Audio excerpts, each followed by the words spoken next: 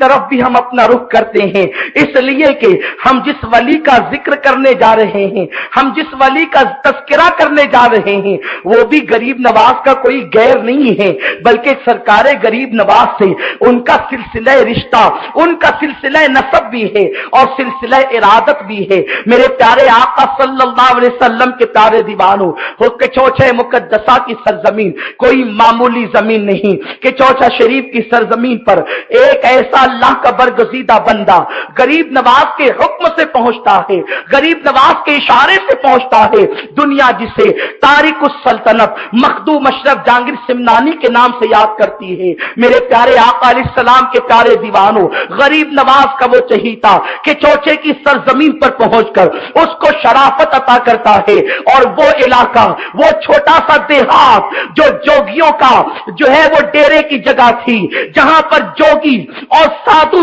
سنت جو ہے جنتر منتر کر کے لوگوں کو گمراہ کرتے تھے، اور زمین پر سیدنا مخدوم اشرف پہنچتے ہیں، اور پہنچنے کے بعد اس سرزمین کو جنت نشان بناتے ہیں، کربلا وہ بغداد کے فیضان کی جگہ بناتے ہیں۔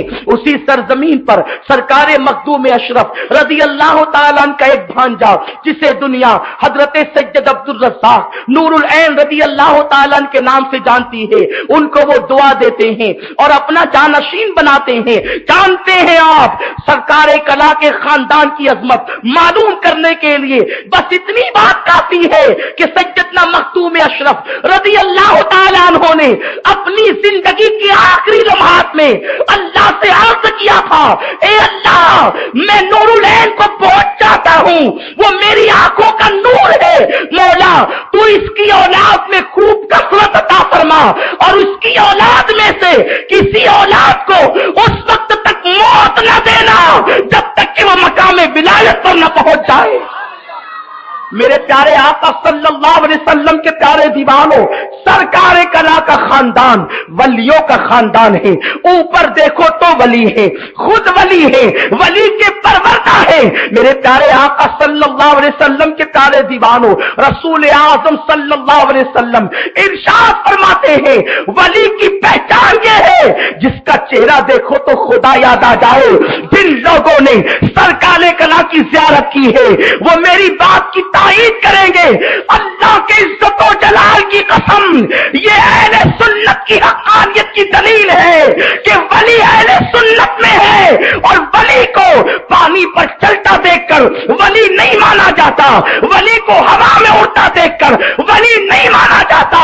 ارے دوسرے مکاتب فکر میں بھی علماء ہے، محدثین ہے، شیخ الحدیث ہے، مفتی ہے، مگر چہرہ دیکھو تو ایسا لگتا ہے کہ جیسے جہنم کا دھواں ہے۔ یہ اہل سنت کی شان ہے، ہمارے علماء کا مقام ہے۔ اگر چہرہ دیکھو تو چہرہ بتاتا ہے کوئی معمولی نہیں ہے، دل میں مدینے کا نور ہے اور چہرہ اس کی گواہی دے رہا ہے۔ حضور سرکار کلا کو جنہوں نے دیکھا، ہم نے تو بچپن میں دیکھا، مگر جن لوگوں نے دیکھا وہ کہیں گے کہ سرکار کلا کا چہرہ دیکھنے کے بعد دل کہتا تھا جیسے انوار کی بارش عرش سے ہو رہی ہے، جیسے نورانیت کی بارش عرش سے ہو رہی ہے۔ وہ مختومی تاج، آنکھوں میں وہ سرما، وہ سفید بڑی داڑھی، اور اس پر وہ چہرے پر رخسار جگمگاتے ہوئے رخسار، دل کہتا تھا اے مختار اشرف، جب تیری چمک کا یہ عالم ہے تو مختار کائنات کی چمک کا عالم کیا ہوگا؟ جب نواسے کا یہ عالم ہے تو لالا کا عالم کیا ہوگا؟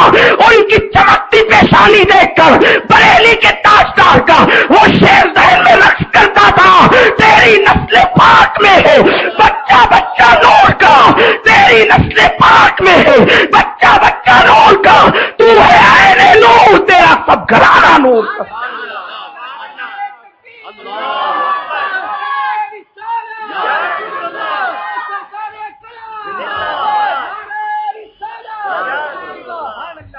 میرے پیارے آقا صلی اللہ علیہ وسلم کے پیارے دیوانوں، ماضی قریب کا وہ ولی ہمیں اپنے جلووں سے منور کر گیا، اور آج بھی ان کے جلوے شہر مالیگاؤں میں بھی जो है वो अपनी ताबानियों को बिखेर रहे हैं, और इंशाअल्लाह सुबह क़यामत तक इसकी बरकतों को हम महसूस करते रहेंगे। हम अपने इन हाथों पर नाज़ा हैं, मगर नाज़ा इसलिए नहीं, ये हमारे हाथ है। हम अपने हाथों पर इसलिए नाज़ा हैं कि इन हाथों ने बचपन की उम्र में सरकारे कला के पैर दबाने का शरफ हासिल किया है। हम इसे अपने लिए निजात का जरिया समझते हैं। हम इसलिए तसव्वुर, इसके लिए हम तसव्वुर निजात समझते हैं, इसके लिए निजात का तसव्वुर करते हैं। मेरे प्यारे आका अलैहिस्सलाम के प्यारे दीवानों, मेरी खुशबख्ती ये है कि एक ऐसे शख्स के साथ बारगाह सरकारे कला में मेरी हाजिरी हुई, जो इंतहाई कम नसीब था, मगर उसका एहसान ये है कि उसने मुझे बारगाह सरकारे कला तक वहां तक पहुंचाया कि मैं उनके कदमों को दापने का शरफ मैंने हासिल किया। मेरे प्यारे आका सल्लल्लाहु अलैहि वसल्लम के प्यारे दीवानों, सरकारे कला क्या थे, सरकारे कला का अंदाज क्या था। अभी 4 साल की उम्र थी, वो पोते थे शेखुल मशाइख आला हजरत अली हुसैन अशरफी मियां रहमतुल्लाह अलैह के, वो बेटे थे सुल्तानुल मुनाज़िरीन हजरत सैयद अहमद अशरफीउल जिलानी, उनके साहबजादे और सरकारे आला हजरत अली हुसैन अशरफी मियां रहमतुल्लाह अलैह के पोते। आप अंदाजा करें, जिसके वालिद सैयद अहमद अशरफ जैसा वली हो और जिसके दादा हजरत शेखुल मशाइख अली हुसैन अशरफी मियां जैसा वली हो, वो अली हुसैन अशरफी मियां के जिसके बारे में हाफिज मिल्लत अलैहि रहमा फरमाते हैं, हुजूर हाफिज मिल्लत रहमतुल्लाह अलैह कहते थे कि गौसे पाक को जिन लोगों ने ख्वाब में देखा, जब उनसे पूछा गया कि गौस पाक कैसे थे, तो लोगों ने बताया अली हुसैन अशरफी जैसे थे। मेरे प्यारे आका अलैहिस्सलाम के प्यारे दीवानों, जिसका दादा अल्लाह अकबर जो है वो हम शबीए गौसे आजम हो, गौसे पाक हम शबी हो, कुर्बान जाएं, जिसकी विलायत का आलम ये हो, अल्लाह अकबर। आप जानते हैं, जो कि छोछा में बैठकर आसमानों पर जाने वाली रूहों का मुशाहिदा करता हो, ये सरकारे कला के दादा थे। जानते हैं आप, हजरत सैयदना सैयद मोहम्मद के छोचवी मुहद्दिस आजमीन रहमतुल्लाह अलैह फरमाते हैं कि मेरे नाना हजरत सैयदना अली हुसैन अशरफी मियां रहमतुल्लाह ताला अलैह एक मर्तबा वुजू कर रहे थे। वुजू की तारीख 25 सफर थी, दिन जुमा का था, और आप वुजू कर रहे थे। वुजू करते करते अचानक आंखों में आंसू आ गए। वुजू करते करते आंख में आंसू छलक पड़े। मैं तवज्जो चाहता हूं आपकी, आप गौर फरमाए, पहले दादा को जान ले, इसलिए कि जो नख्ल को जान लेता है फिर उसके बाद वो फूल को आसानी से समझ सकता है। मेरे प्यारे आका अलैहिस्सलाम के प्यारे दीवानों, गुल को जानने के लिए नख्ल की मार्फत यानी डाल की मार्फत जरूरी है। मेरे प्यारे आका अलैहिस्सलाम के दीवानों, हुजूर मुहद्दिस आजमीन अली हुसैन अशरफी मियां के नवासे हैं। वो फरमाते मेरे नाना जुमा के दिन वुजू कर रहे थे, और वो दिन 25 सफर का दिन था। वुजू करते हुए उनकी आंखों में आंसू आ गए। चूंकि कि चौचा शरीफ की सरजमीन जो है वो जंगलों बियाबान की जमीन है, हमने अपने नाना को रोते हुए देखा। चूंकि मुहद्दिस आजमीन के चौचवी आला हजरत इमाम अहमद रजा के खलीफा भी थे और शागिर्द भी थे, और सरकारे कला के वालिद भी आला हजरत के खलीफा और शागिर्द थे सैयद अहमद अशरफ के चौचवी रहमतुल्लाह अलैह। बहरहाल मुहद्दिस आजम फरमाते हैं कि मेरे नाना रोने लगे। रोते हुए मैं करीब गया और कहा, हजरत साहब ये बताएं कि कहीं किसी बिच्छू ने तो नहीं काट लिया, जानवर ने अजियत तो नहीं पहुंचा दी, रोने की वजह क्या है? हुजूर मुहद्दिस आजम फरमाते हैं, जब मैंने पूछा अचानक बेसबब रोने की वजह क्या है, तो उस वक्त हुजूर ने फरमाया, हजरत अली हुसैन अशरफी मियां अलैहि रहमा ने फरमाया, साहबजादे जब वुजू करते हुए मेरी निगाह आसमान पर उठी तो मैंने देखा कुतुबुल इरशाद, कुतुबुल इरशाद इमाम अहमद रजा का जनाजा फरिश्ते आसमानों पर ले जा रहे हैं। बरेली शरीफ में आला हजरत का विसाल हुआ इमाम अहमद रजा का, और केचौटा शरीफ में शेखुल मशाइख खबर दे रहे हैं कि शेख कुतुबुल इरशाद का जनाजा फरिश्ते को लिए जाता हुआ देखता हूं, इसीलिए रो रहा हूं कि हमारी कौम का वो मुजद्दिद दुनिया से चला गया। अभी कोई खत नहीं आया, कोई तार नहीं आया, टेलीफोन इतना तेज रफ्तार, उस जमाने में मोबाइल वगैरह का सिस्टम नहीं था, मगर कुर्बान जाएं شیخ المشائخ خبر دیتے ہیں امام احمد رضا دنیا سے تشریف لے گئے، جس کا دادا زمین پر بیٹھ کر آسمانوں پر جانے والی روحوں کو اور فرشتوں کو دیکھتا ہو، اس کے پوتے کی شان کا اندازہ کون لگا سکتا ہے؟ اور پھر پوتا بھی کیسا، 4 سال کی عمر ہے، یہ عرض کر رہا تھا 4 سال کی عمر ہے، دادے نے اپنے پوتے کو گود میں لیا اور چومنے لگا۔ ارے جو 84 سال کا، 80 سال کا، 70 سال کا بڑھاپے میں سرکار کلاں اتنا حسین معلوم ہوتا تھا، اس کا بچپنے میں حسن کا عالم کیا ہوگا؟ ارے کالے بچے اور زیادہ خوبصورت جو بچے نہیں ہوتے وہ بچپنے میں بھی خوبصورت نظر آتے ہیں، تو جس کے بڑھاپے میں حسن کا یہ عالم تھا کہ جوانوں کا حسن مان پڑ جائے، جس کے بڑھاپے کے حسن کے آگے بچپنے میں اس کا حسن کیسا رہا ہوگا، حسن کا عالم کیا رہا ہوگا؟ تو 4 سالہ اپنے پوتے کو دادے نے گود میں لیا اور پیشانی کو چوما، اور چومنے کے بعد پوچھا شہزادے مانگو کیا مانگتے ہو؟ چونکہ دادا جو تھا وہ بہت سا مال بھی رکھنے والا تھا، دادا جو تھا ولایت کا تاجدار بھی تھا، اور ظاہری دنیاوی مال سے زیادہ گھر کے اندر غوث پاک کا فیضان تھا، چونکہ وہ گھرانہ غوث پاک کا گھرانہ تھا۔ اب 4 سال کے پوتے سے کہا مانگو کیا مانگتے ہو؟ 4 سال کے بچے سے مانگنے کی توقع یہی کی جا سکتی ہے کہ یا تو وہ چاکلیٹ مانگے، آج کا بچہ چاکلیٹ مانگے گا، اس زمانے کا بچہ تو گڑ کے سوا کیا مانگ سکتا تھا؟ اس لیے کہ اس زمانے میں بچوں کو مٹھائی کے طور پر، چاکلیٹ کے طور پر گڑ دیا جاتا تھا، یا زیادہ سے زیادہ مانگتا تو کچھ سکے مانگ لیتا۔ مگر قربان جائیں علی کے گھر کے بچے معمولی نہیں ہوتے، علی کے گھر کے بچوں کی شان بڑی عظیم ہوا کرتی ہے کہ اللہ اکبر۔ میرے پیارے آقا علیہ السلام کے پیارے دیوانوں، جب اس علی کے شہزادے سے پوچھا دادے نے کہ مانگو کیا مانگتے ہو، تو اس 4 سال کے سرکار کلاں جو ابھی سرکار کلاں نہیں تھے، ابھی مختار اشرف محمد میاں کہلاتے تھے، 4 سال کی عمر میں دادا محمد میاں کے نام سے پکارتے تھے، گھر کے لوگ محمد میاں کے نام سے پکارتے تھے، تو 4 سال کی عمر میں دادے نے کہا بیٹے مانگو کیا مانگتے ہو؟ دادے بہت خوش تھے، دادا کی خوشی بہت تھی کہ میں اپنے خوبصورت پوتے کو گود میں کھلا رہا ہوں۔ تو 4 سال کے پوتے نے مانگا تو سامعین کی حیرت کی انتہا نہ رہی، بیٹھنے والے تعجب میں پڑ گئے کہ مانگا تو کیا مانگا، ایک جملے میں مانگا اور کیا مانگا، حیرت ہوگی۔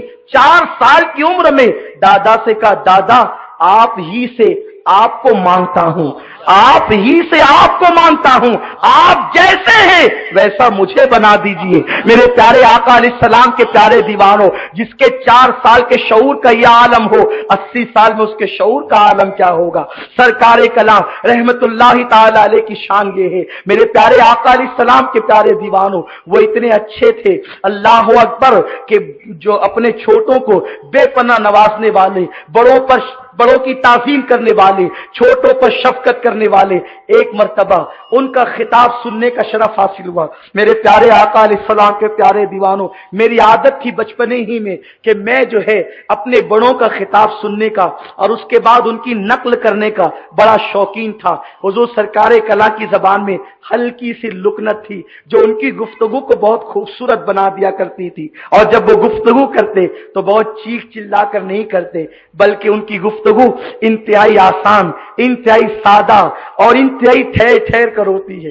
بہرحال بزرگوں کا اپنا ایک انداز ہوتا ہے۔ میرے پیارے آقا علیہ السلام کے پیارے دیوانوں، غالباً گجرات کی سرزمین تھی اور کسی مدرسے کا جلسہ تھا، اور اتفاق سے میں بھی وہاں پہنچا ہوا تھا۔ قافلے میں، سنی دعوت اسلامی کے قافلے میں مجھ سے کہا گیا حضور سرکار کلاں علیہ رحمہ تشریف لائے ہیں، حضرت کا خطاب ہوگا۔ میں نے کہا کتنی سعادت ہوگی، ہم سب چلیں۔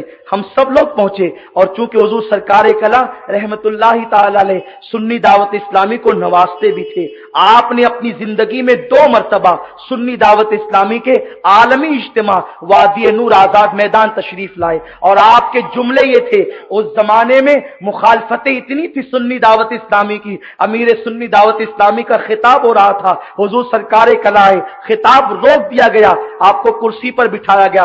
सरकार कला अलैहिर्रहमा फरमाते हैं, ए सुन्नी दावत इस्लामी के नौजवानों, मुखालिफतों से न घबराना, ये तहरीक पूरे आलम में छा कर रहेगी। उस वक्त 1994 की बात थी, उस वक्त इब्तिदा थी, चंद मोहल्ले में काम करने की इजाजत नहीं थी, मगर उस वली कामिल की दुआएं हमको उस वक्त तो अजीब लगती थी कि सरकार कला तसल्ली दे गए। तसल्ली न दे गए थे, बल्कि वो तो अपनी निगाहे विलायत से तहरीक के मुस्तकबिल को देख रहे थे। बहरहाल मेरी बात और तवील हो जाएगी, लंबी हो जाएगी। अर्ज ये कर रहा था कि हुजूर सरकार कला गुजरात में एक मदरसे के जलसे में आए थे, हम लोग सब वहां पहुंचे, हजरत ने खूब नवाजा, दुआएं दी, और उसके बाद हजरत की तकरीर मुझे अब भी याद है। उस वक्त मेरी उम्र गालिबन 15 या 14 साल की रही होगी। हम लोग बैठे थे हजरत के कदमों में, हजरत तकरीर कर रहे थे। तकरीर करते हुए उन्होंने एक नुक्ता बयान किया जो अब तक मुझे याद है, बल्कि जब मैं इसको बयान करता हूं तो मेरी रूह झूम जाती है।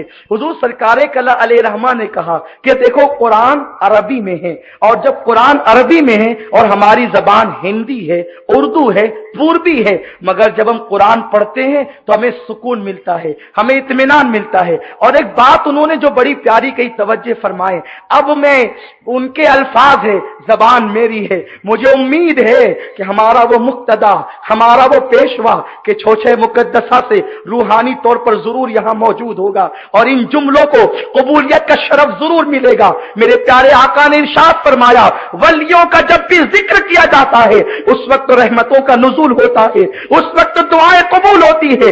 सरकार कला पैदाइशी तौर पर अल्लाह के वली थे, वो अल्लाह के मादरजात वली थे, वो पैदा हुए थे तो वली बनकर पैदा हुए थे, इसलिए कि उनकी मां वलीजा थी, उनके वारिस वली थे, वलिया मां और वली बाप की गोद में आने वाला गैर वली कैसे हो सकता है। मेरे प्यारे आका के प्यारे दीवानों, हुजूर सरकार कला अलैहिर्रहमा ने फरमाया, दुनिया की कोई किताब हो आप उसको एक बार पढ़ें तो बहुत लुत्फ आता, अगर अच्छी हो तो दूसरी बार पढ़े तो लज्जत कम हो जाती है, तीसरी बार पढ़ो तो लज्जत और कम हो जाती है, और चौथी बार पढ़ो तो पढ़ने को जी नहीं चाहता, लपेट कर रख देते हैं। हजरत ने फरमाया था, क्या तुम लोगों ने दास्तान ईमान फरोशों की पढ़ी है? बहुत खूबसूरत किताब है, लोग उसको पढ़ते हैं तो बार बार पढ़ते हैं, लेकिन 2-3 बार पढ़ने के बाद फिर पढ़ने को जी नहीं चाहता। हालांकि एक अदबी किताब की उन्होंने मिसाल दी थी, मगर वो कहते हैं कुरान तो अरबी है, हमारी जबान में नहीं, मगर जब हम उसको पढ़ते हैं, जब पढ़ते हैं लुत्फ आता है, जब पढ़ते हैं लज्जत आती है, लुत्फ नया होता है, लज्जत बढ़ जाती है और इंसान का ईमान ताजा होता है। तरावी में हर साल कुरान पढ़ते हैं, सुनते हैं, मगर लज्जत बढ़ती है, जज्बा बढ़ता है, ईमान बढ़ता है, ज़ौक़ बढ़ता है, लताफतें बढ़ती है, अंदाज़े समात को जो है वो ज़ौक़ मिलता है कि इंसान की रूह झूम झूम जाती है। हज़रत सरकार कला ने फरमाया था, ऐसा क्यों होता है कि अरबी में कुरान सुनकर तबीयत नहीं उकताती, कुरान को बार बार पढ़ने को जी चाहता है? तो आपने फरमाया था, मैं तुम्हें समझाऊं कि वो ऐसा क्यों था? उन्होंने फरमाया कि मैं तुम्हें समझाऊं ऐसा क्यों था? तो इसलिए ऐसा था कि एक इंसान जब वतन से दूर रहता है, जब अपने वतन से दूर रहता है और उसके बाद उसके यारों की चिट्ठी उसे जाती है, उसकी माँ की चिट्ठी उसे जाती है, उसके भाई की चिट्ठी उसे जाती है। अब जो बरसों से वतन से दूर हो गया वो माँ की चिट्ठी को पढ़ता है, माँ का सलाम आया, माँ की दुआएं, आंचल वाली शफकतें आई, प्यार आया, आंसुओं वाली सौगात आई, और एक बार जब वो चिट्ठी पढ़ता है तो पढ़कर रख देता है। जब माँ की याद आती है फिर पढ़ता है। पहली बार में जितनी लज्जत आती है उससे ज्यादा दूसरी बार में आती है। हालांकि वो तहरीर है, क्यों लज्जत आती है?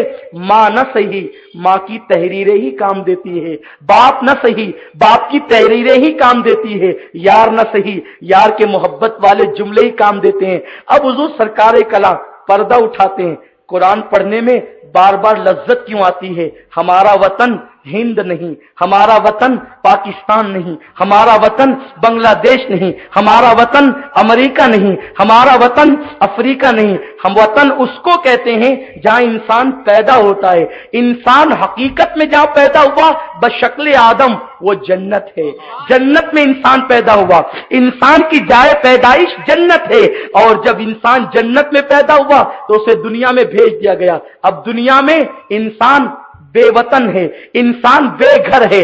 انسان کا وطن کہاں ہے؟ جنت ہے۔ انسان جنت سے آیا ہے، حقیقی وطن جنت ہے، اور روح کہاں کی ہے؟ جنت کی ہے۔ روح کہاں سے آئی ہے؟ اللہ کی طرف سے آئی ہے۔ تو یہ روح دنیا میں بے چین ہوتی ہے، تو یہ اللہ کا کلام جو اللہ کی طرف سے آیا ہوا خط ہے، اللہ کی طرف سے آئی ہوئی چٹھی ہے، جب یہ اللہ کا کلام سننے کے لیے روح تڑپتی ہے، خدا کا جلوہ نہ صحیح، اس کا میٹھا میٹھا کلام ہی صحیح۔ تو انسان جب اللہ کا کلام پڑھتا ہے، سنتا ہے، تو اس کی روح جو عرشی ہے، اس کی روح جو اللہ کی طرف سے آئی ہے، اس کی روح جو جنت سے آئی ہے، اس کو بار بار قرار ملتا ہے۔ کیوں؟ وطن سے چٹھی آئی ہے، وطن سے خط آیا ہے، وطن سے پیام آیا ہے۔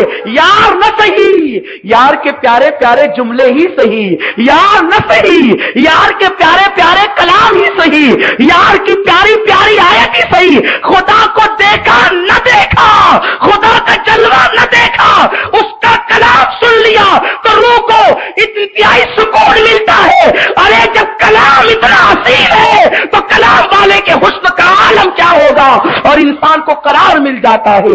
اسی لیے تو مولا علی فرماتے ہیں، جب میں چاہتا ہوں کہ اللہ سے میں کلام کروں، اللہ سے میں کلام کروں، تو میں نماز پڑھنے لگ جاتا ہوں، اور جب چاہتا ہے کہ اللہ مجھ سے کلام کرے تو میں قرآن پڑھنے لگ جاتا ہوں۔ یہ سرکار کلام تھے، میرے پیارے آقا علیہ السلام کے پیارے دیوانوں، حضور سرکار کلام انتہائی سادہ گفتگو کر کے لوگوں کے دل میں بات کو اتار دیتے تھے۔ اب میں آپ سے کہتا ہوں، مجھ جیسا کم علم، بے عمل اور انتہائی نالائق انسان، بلکہ میں تو اپنے آپ کو جانور سے بھی بدتر سمجھتا ہوں، اس معنی میں کہ جانور تو اللہ کی نافرمانی نہیں کرتا اور میں اللہ کی کبھی کبھی نافرمانی کر لیتا ہوں، تو آپ مجھ جیسے گنہگار سے سرکار کلا کے جملے اتنے اچھے لگتے ہیں، تو جب سرکار کلا خود بیان کرتے ہوں گے تو لوگوں کو کتنا اچھا لگتا ہوگا، زندگیاں کتنی بدل جاتی ہوگی، زندگیاں کتنی تبدیل ہو جاتی ہوگی۔ میرے پیارے آقا صلی اللہ علیہ وسلم کے پیارے دیوانوں، ایک مرتبہ حضور سرکار کلا رحمت اللہ تعالی علیہ مراد آباد کی سرزمین پر پہنچے۔ 1976 کی بات ہے، مراد آباد کی